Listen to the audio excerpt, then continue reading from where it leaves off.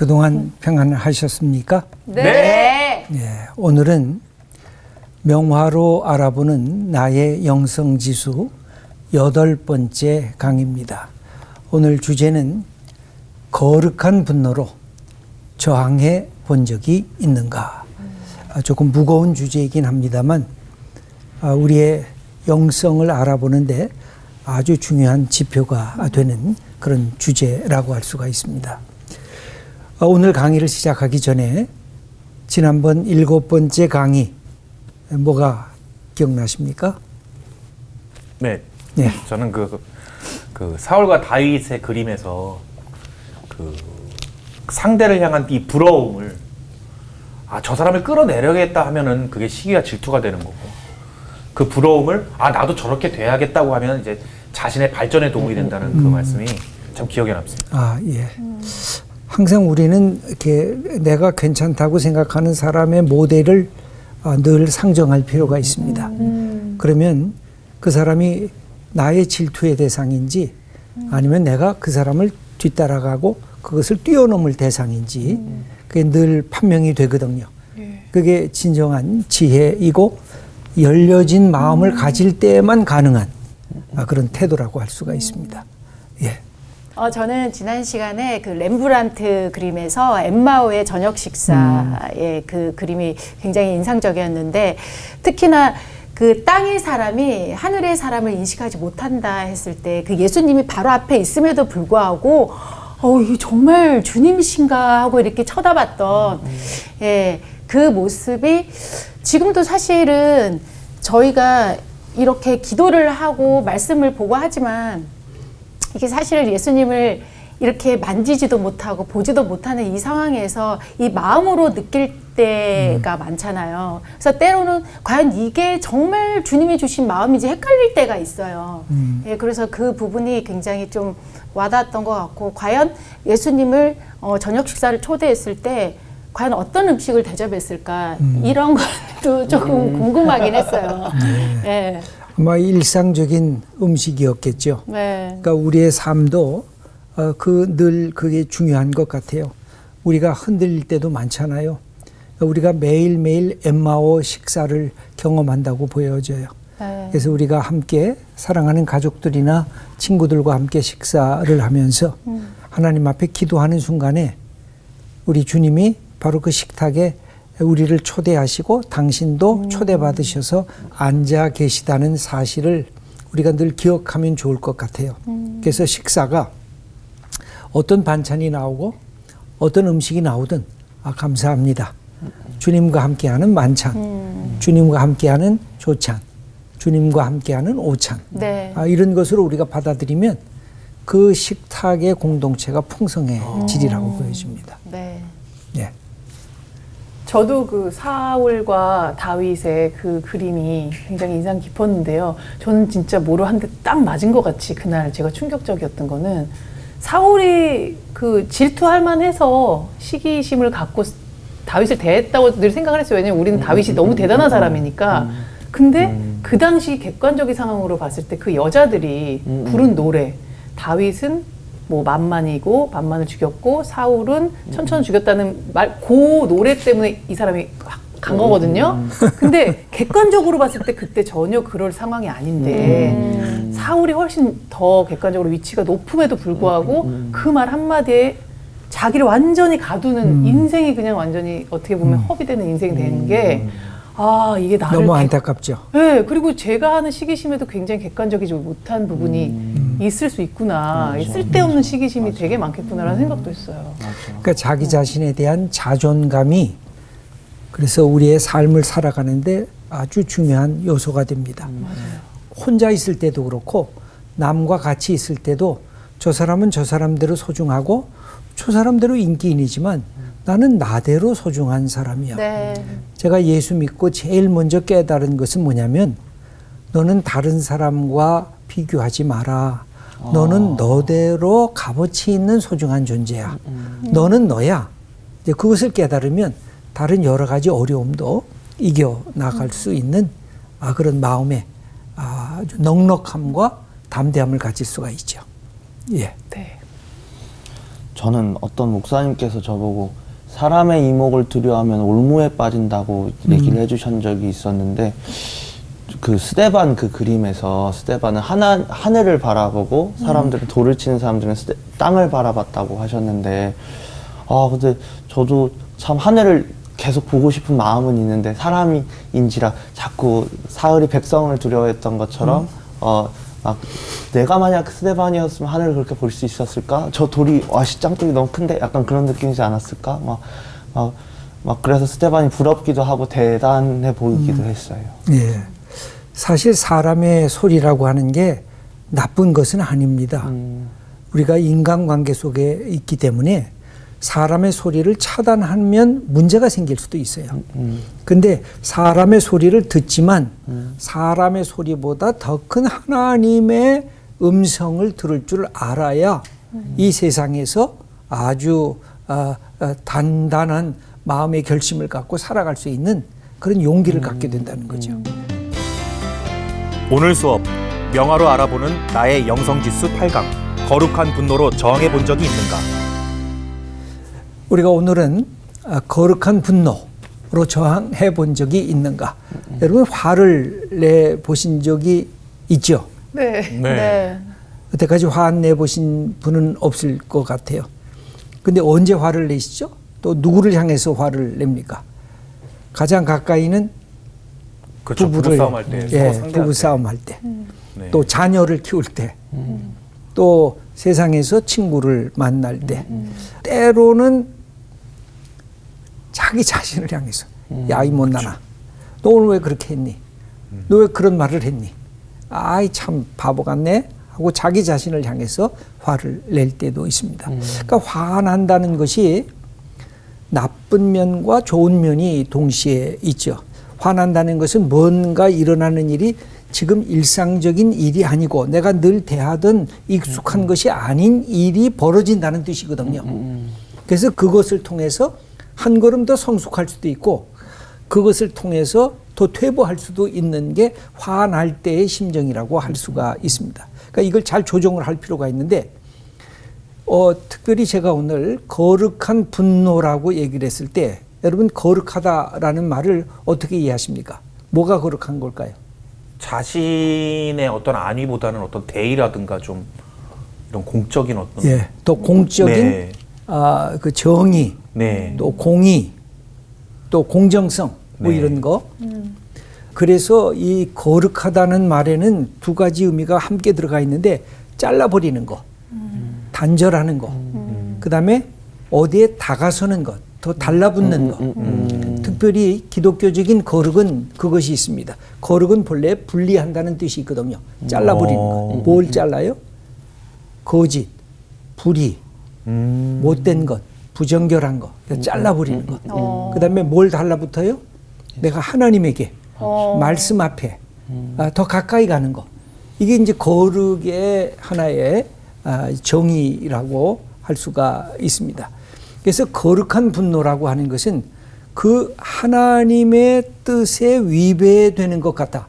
무슨 뜻이냐면 하나님은 인간을 하나님의 형상으로 만들었는데 인간을 막 무시한다. 인간을 짐승 취급한다. 그럼 하나님의 뜻이 아니죠. 이건 언제나 분노할 수가 있죠. 하나님이 우리에게 자유를 주셨는데 사람을 억압한다. 이것은 문제가 될 수가 있죠. 그래서 몇 가지 언제 화가 솟구치는가 하는 것과 더불어 거룩한 분노라는 게 뭔가 하는 것을 함께 나눠보려고 합니다. 특별히 분노가 위험한 것은 남에게 상처를 줍니다. 분노가. 더더구나 자기 자신에게 상처를 줍니다. 분노하고 나서 마음이 기쁘질 않아요. 화가 나면 그 어떤 사람은 그래서 마치 독주를 마시는 것과 같다.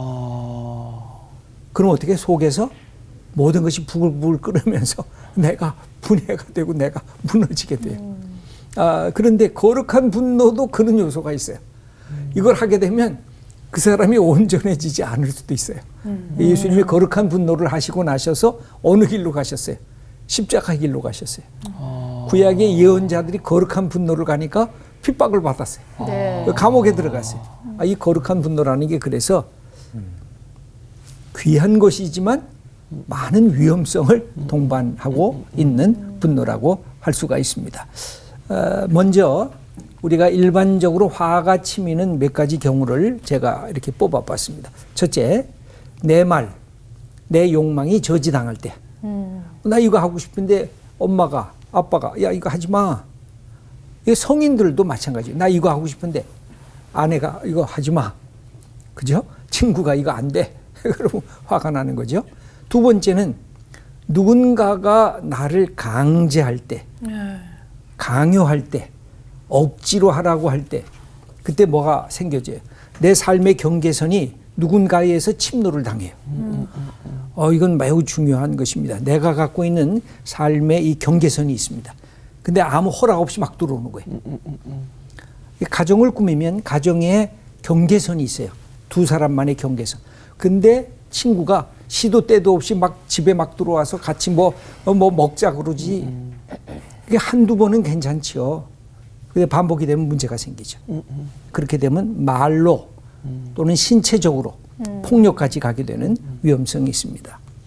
세 번째는 당연한 것, 당위적인 가치관, 당위적인 습관이 거부당할 때, 여러분들이 차를 몰고 가다가 지금 이게 들어올 때도 아닌데 지금 함부로 막 끼어 들어와요.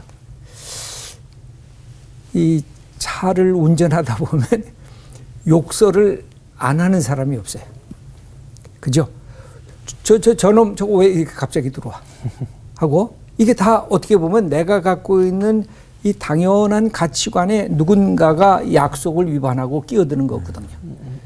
특별히 우리가 사회적인 것은 뭐예요? 민주주의, 자유민주주의가 훼손을 당할 때 우리가 갖고 있는 한 인간이 갖고 있는 하나님의 형상이 파괴당할 때 그때 우리의 마음이 아프고 이거 화가 나는 것이죠. 그 다음에 마지막 네 번째로는 나라는 존재가 무시되고 조롱받을 때 이게 가장 큰 것입니다. 이건 일상적인 삶에서 자주 나타나는 것인데 나를 나답게 여기지 않고 나를 대하는 거예요. 그런 사람 만나면 어떻게 해야 돼요?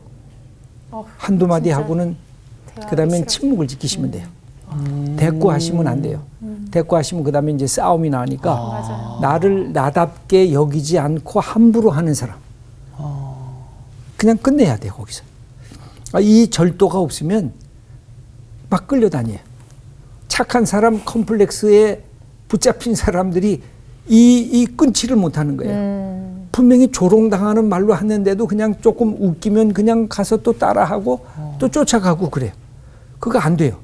우리는 개별적으로 존엄한 하나님의 아들, 하나님의 딸일 뿐만 아니라 하나님의 형상으로 지음받은 소중한 존재이기 때문에 누군가가 나를 무시한다, 나를 조롱한다. 그것은 비인격적인 것이기 때문에 안 돼요. 김복규님. 근데 하나님은 원수를 사랑하라고 하셨잖아요. 원수를 사랑하라고? 네네. 근데 그런 걸 무시를 했을 때 사랑과 지금 네. 그런 것이 충돌될 때 네네네네. 어떻게 해야 되느냐? 네. 그것을 끊어내는 게 사랑이에요. 그러니까 사랑은 모든 게 오냐 하는 게 사랑이 아니고 사랑은 불의를 기뻐하지 아니하며 사랑은 아니하는 것도 사랑이에요. 사랑은 단절시키는 것도 사랑이에요. 그러나 다만 한 인간으로서 그를 긍휼히 여기고 받아들이는 것이지 그 말을 그냥 무조건 받아들이고 용납하라는 뜻이 결코 아니에요. 그렇구나. 우리 자녀를 키울 때도 그래요. 자녀가 잘못했을 때 아니야 가르치는 것 그게 사랑이거든요. 오냐 그러면 좋은 인간상으로 자녀들이 자라나기가 힘든 것입니다. 그래서 사랑이란 아니오를 할 줄 알아야 되고 예를 할 줄 알아야 되고 그러면서 전체를 아우를 줄 알아야 진정한 사랑의 자리로 들어갈 수가 있죠. 예. 그러면 하나님의 마음으로 분노한다는 게 도대체 뭘까? 이게 거룩한 분노 아니에요? 예. 죄송합니다. 화나네 진짜. 이거 아니야? 제가 이제 이 거룩한 분노네. 녹화를 막은 나에 대한 거룩한 분노. 화나 죽겠다. 진짜. 예. 거룩한 분노란 하나님의 마음으로 분노하는 것을 거룩한 분노라고 이야기할 수 있겠습니다. 여기 렘브란트의 그림입니다.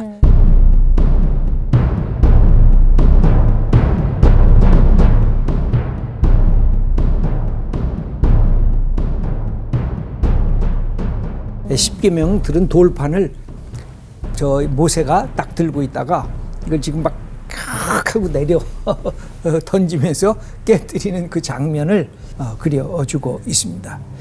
한번 그 본문을 읽어보도록 하겠습니다. 출애굽기 32장 19절 홍가람님. 네. 기내 가까이 이르러 그 송아지와 그 춤추는 것들을 보고 크게 노하여 손에서 그 판들을 산 아래로 던져 깨트리니라. 모세가 그들이 만든 송아지를 가져다가 불살라 부수어 가루를 만들어 물에 뿌려 이스라엘 자손에게 마시게 하니라. 예. 왜 모세가 이렇게 화가 났을까요?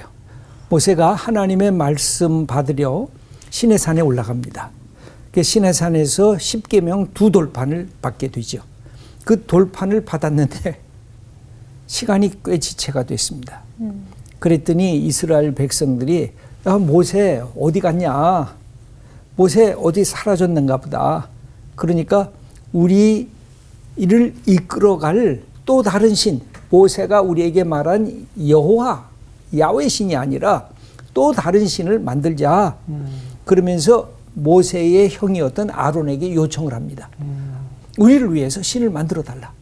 그러면서 만든 신이 뭐예요? 금송아지 신이었어요. 그리고 그 금송아지를 만들고 거기서 춤추고 놀고 그 예배하고 그걸 경배하고 있었어요. 그래서 그 모습을 보면서 모세가 그동안 금식하면서 이 받았던 이 돌판을 갖다가 던져버리는 그 장면이 나옵니다.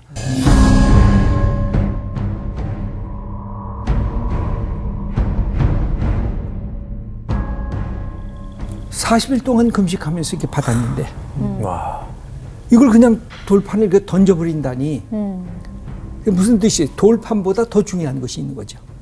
이게 우리가 신앙을 가질 때 매우 중요한 것이 있어요. 이 성경이 이게 아주 중요하잖아요. 맞아요. 근데 이 성경이 내가 매일 드라이브하는 내 차 옆에 이렇게 올려놔요. 네. 이 성경이 있으니까 이 차는 안전할 거야. 이 차는 문제가 없을 거야. 왜? 하나님의 말씀이 내 차 안에 있는데 그럼 이게 뭐가 돼요? 우상? 이 자체가 우상이 되는 거예요. 그러니까 모세가 든 그 십계명 돌판의 내용이 중요한 것이지 돌판 자체가 중요한 게 아니라는 것이죠. 네. 그러니까 이것을 놓치면 늘 우리가 어떻게 돼요? 신앙생활을 살아있는 하나님과 나와 인격적인 관계로 하나님을 섬기는 것이 아니라 나 주일날 예배 잘 드리는데 나 가면 11조도 내. 나 교사도 하는데 나만 한 사람 있어? 내 괜찮은 사람이지. 그것이 그 자체가 뭐가 돼요? 우상이 되는 거죠. 나는 하나님 만나는 것이 너무 감사하고 말씀 속에서 하나님이 이렇게 교회와 나를 인도하실 것을 내가 믿는 것 그게 감사하고 네. 그래서 돌판 위에 새겨진 십계명 말씀이 중요한가? 돌판이 중요한가? 이 맹목적 우상이라는 게 뭐예요? 그 의미와 내용이 상실이 되면 그 돌판은 그냥 아무것도 아닌 거죠. 네. 그 점을 늘 기억하라는 것입니다. 저는 이게 참 놀라워요.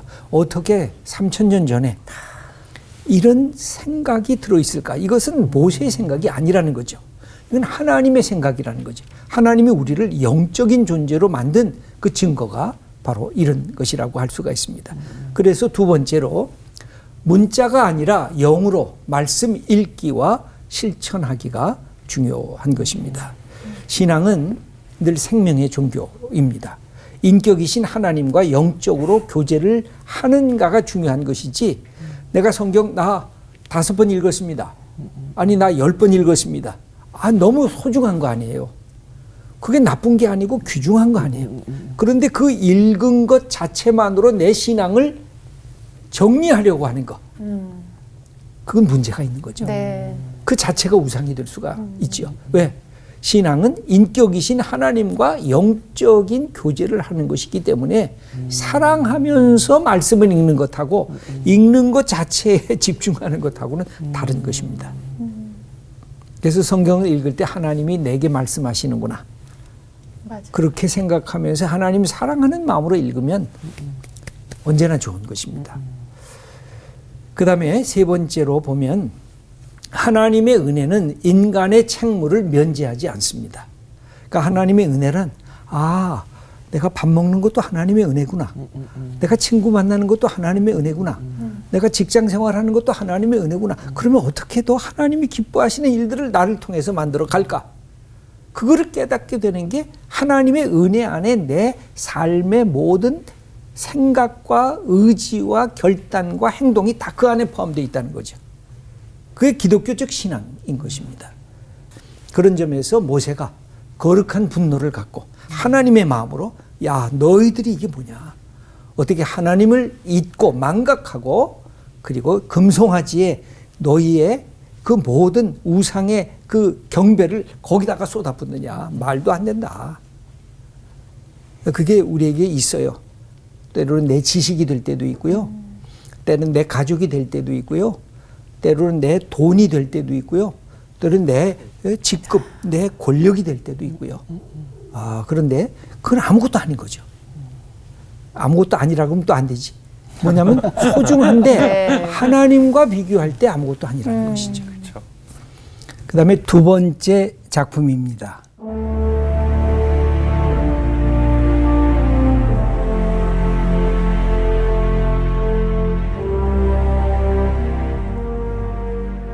미켈란젤로의 다윗상입니다.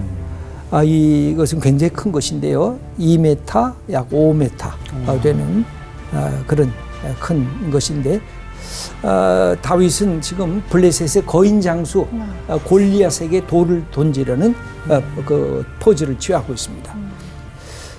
사무엘상 17장 36절 누구 읽을 차례죠? 우리 여인정님. 여인정님.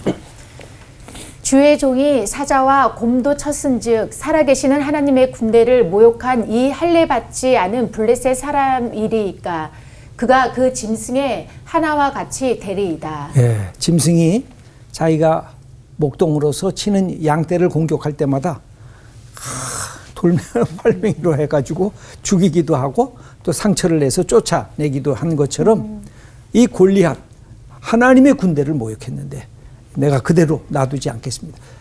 젊은 청년의 마음속에 의분이 생긴 거죠.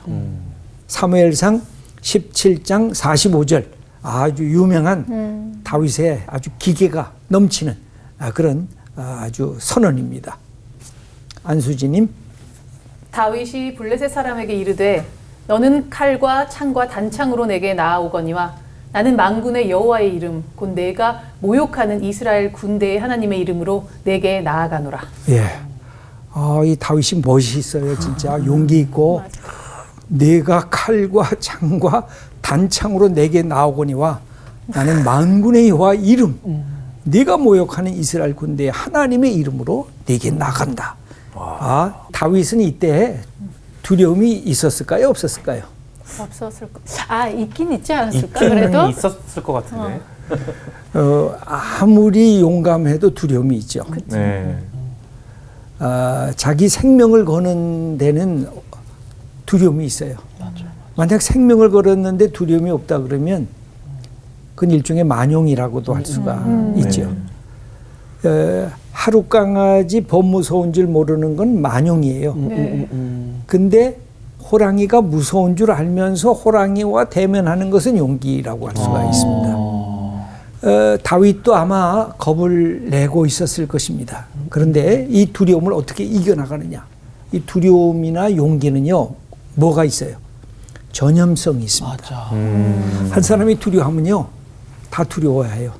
맞아. 하나님을 비난해도 아무도 안 나가는 거예요. 다 두려우니까. 근데 다윗이 딱 나가면서 이 두려움을 용기로 바꾸니까 용기도 또 전염성이 있어요. 한번 딱 해서 이기니까 와 하고 이제는 이겼다고 달려가는 거죠. 그래서 그때 누가 필요해요? 믿음의 사람 한 사람이 필요해요. 뭔가 이것을 역전시키려고 하는 용기 있는 사람 한 사람이 필요해요. 공동체가 어떨 때 살아나요? 다 용기가 생길 때까지 기다릴 수가 없어요. 누군가가 자기의 생명을 걸고 누군가가 앞서가서 야 이거야 하고 나가면 맞아. 우리가 이게 너무 비겁했네 하고 다시 그런 담대한 용기를 얻고 함께 동참할 수 있게 되는 것이죠. 그래서 진정한 용기란 두려움이 없는 것이 아니라 그 두려운 것을 기도하면서 하는 것이 그리스도인의 신앙인의 용기라고 할 수가 있습니다. 두렵지만 이거 반드시 해야 돼. 이거 두렵고 떨리지만 이것은 내가 당위적으로 꼭 필요한 일이야. 하나님, 나 두렵습니다. 근데 기도하면서 하겠습니다. 그러면 멋진 사람이 되는 거고 소중한 믿음의 사람이 되는 것이죠. 어떤 경우도 그래요. 그래서 예수 믿는 것이 왜 자랑스러운 것인가? 예수님이 자랑스럽기 때문에 내가 자랑스러운 게 아니라 왜 예수 믿는 것이 매력적인 것인가? 예수님이 매력적인 분이시기 때문에. 맞아요. 그래서 우리가 맞아요. 믿음이 참으로 소중한 매력적인 하나님의 선물이라는 것을 우리가 배워 나가게 되는 것이죠. 그래서 담대한 용기라는 것은 다른 게 아니라 다시 시작할 수 있는 용기를 갖는다는 것. 여기 마틴 루터 킹의 글이 있는데 김복윤님. 한 인간에 대한 최종적인 평가는 형편이 좋고 안락할 때 그가 어느 편에 서느냐가 아니라 도전과 혼란에 휩싸일 때 어느 편에 서느냐에 좌우된다. 예, 잘 나갈 때가 아니라 힘들고 어려울 때, 도전해야 될 때, 위기일 때 내가 딱 하나님 편에 서는 것. 이게 진정한 용기여서 진짜 담대한 용기는 다시 시작하는 것. 예. 넘어져도 다시 일어날 수 있는 것. 네.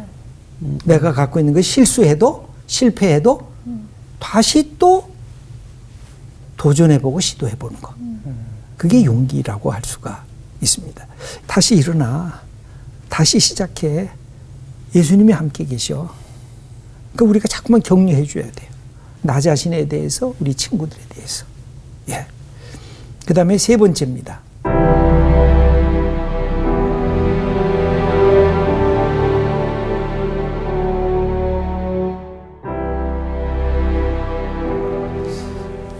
렘브란트의 에레미야의 탄식이라고 하는 이 그림입니다.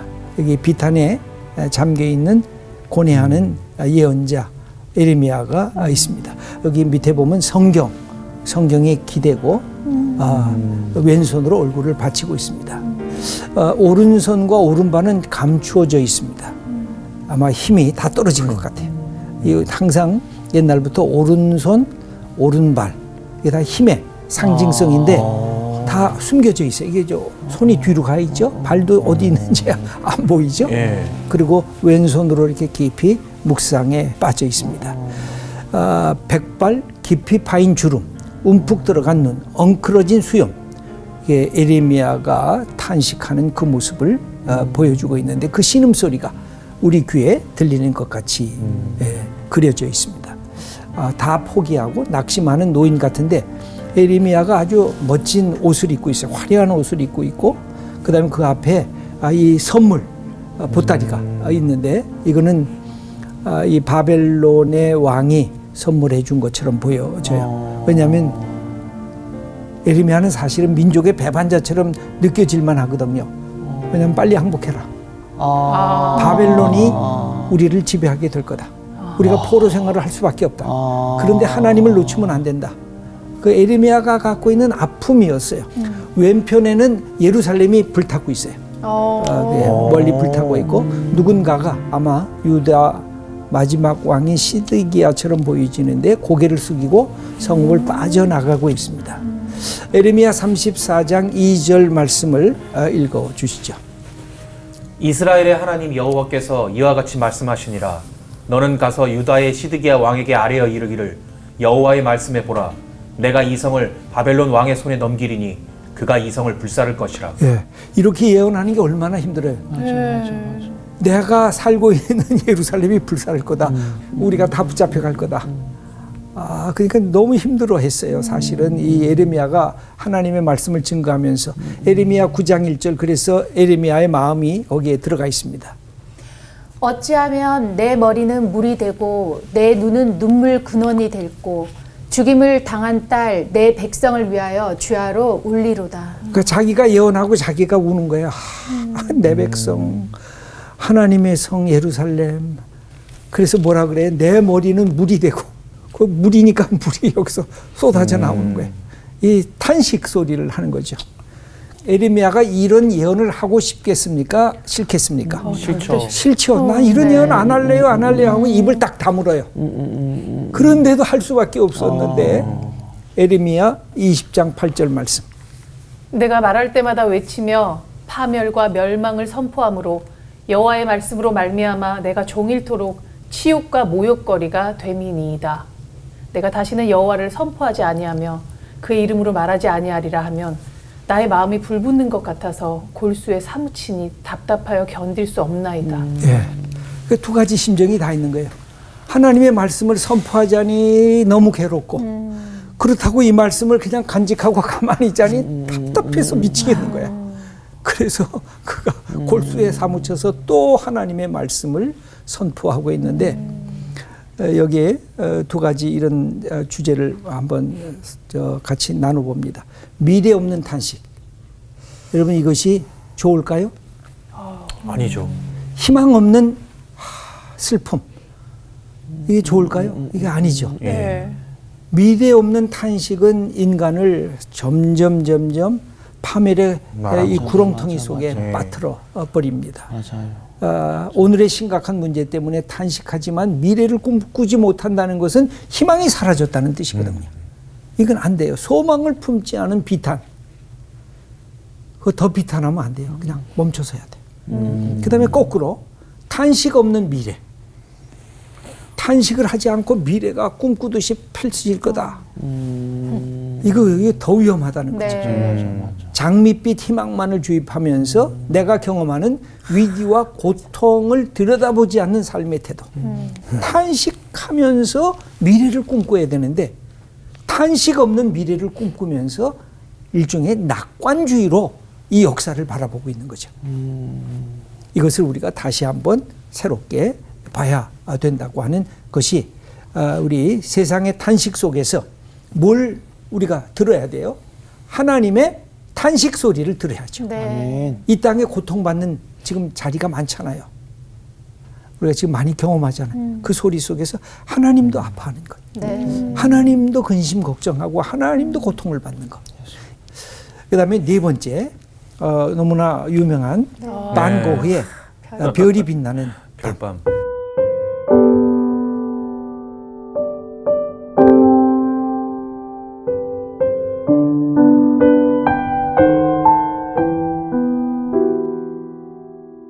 이거 다 보셨죠? 예. 이거 모르는 분 없을 거예요. 거의 하늘이 3분의 2를 차지하면서 제일 큰 게 달 같기도 하고 그 다음에 별들이 막 소용돌이 치면서 밝게 이 마을을 비치고 있습니다.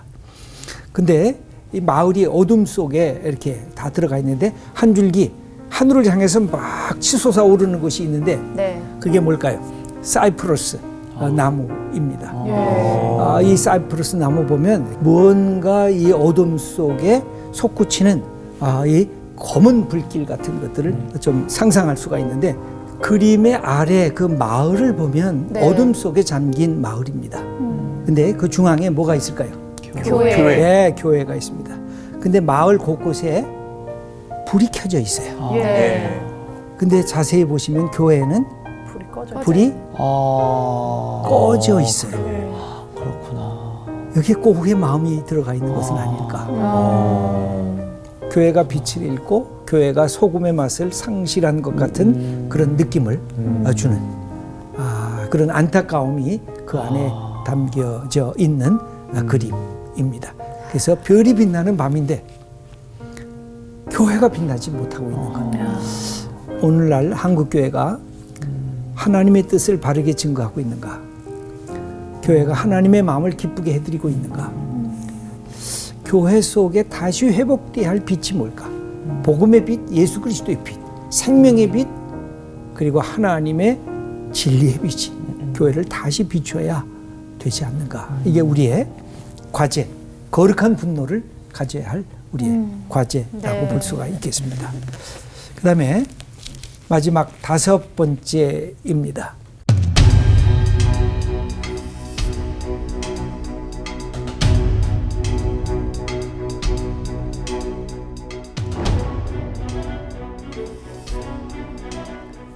렘브란트의 성전 정화하는 애칭이라고 되어 있는데 애칭이 뭐냐면 동판화입니다. 동판화. 그래서 크기가 크질 않아요. 13cm, 17cm니까 그죠? 요거 반만 할까요? 크지 않게 이건 아주 섬세하게 이렇게 파서 그리는 것이니까 여기 보면 예수님이 채찍을 들고 있어요. 그죠? 채찍을 들고 이렇게 내리치는 장면을 애칭으로 그려주고 있습니다. 원래 성전은 어떤 집입니까? 하나님께 예배하는 집, 네. 하나님께 기도하는 집, 하나님의 말씀을 듣는 집. 하나님이 그래서 이 성전에 거하신다고 했는데 여러분 이사야 1장을 읽어보신 적이 있습니까?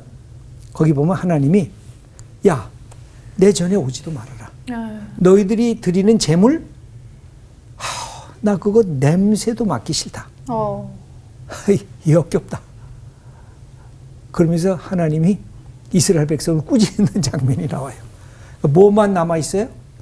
내용은 잃어버리고 형식만 남아있어요. 여러분 형식이 나쁜 게 아니잖아요.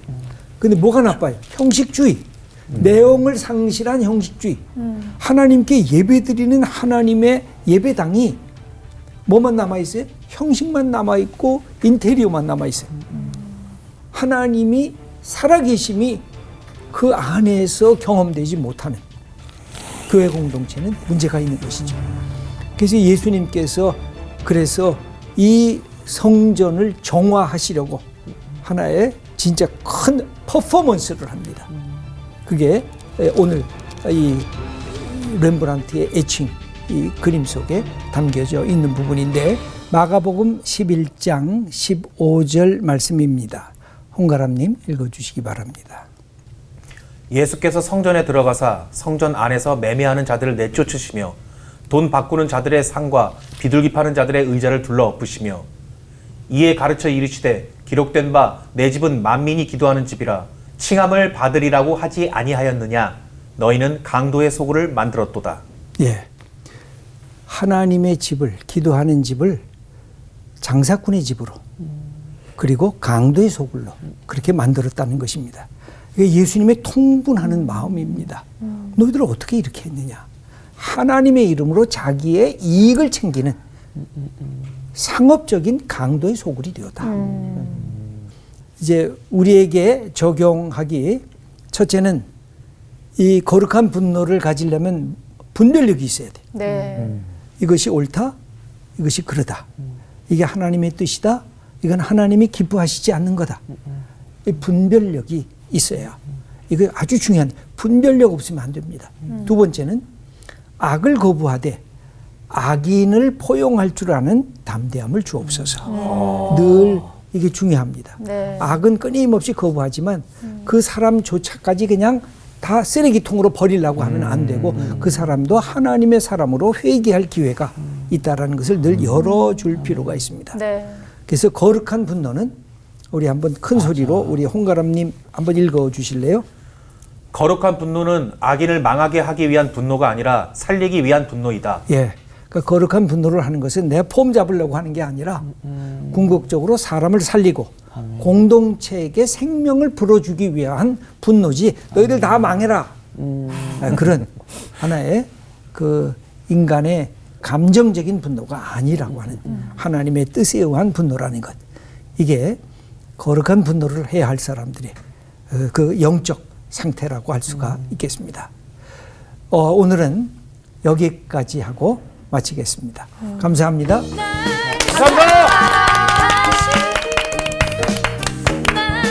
분노 자체라는 말이 나쁜 말 같지만 거룩한 분노는 꼭 필요한 거니까 악인을 망하게 하기 위해서가 아니라 살리기 위한 분노를 우리가 거룩한 분노를 갖는 게 중요할 것 같습니다. 네. 예. 자, 그러면 그렇게 우리가 또 그렇게 살러 나가야죠. 거룩한 분노. 네. 나 분노했다.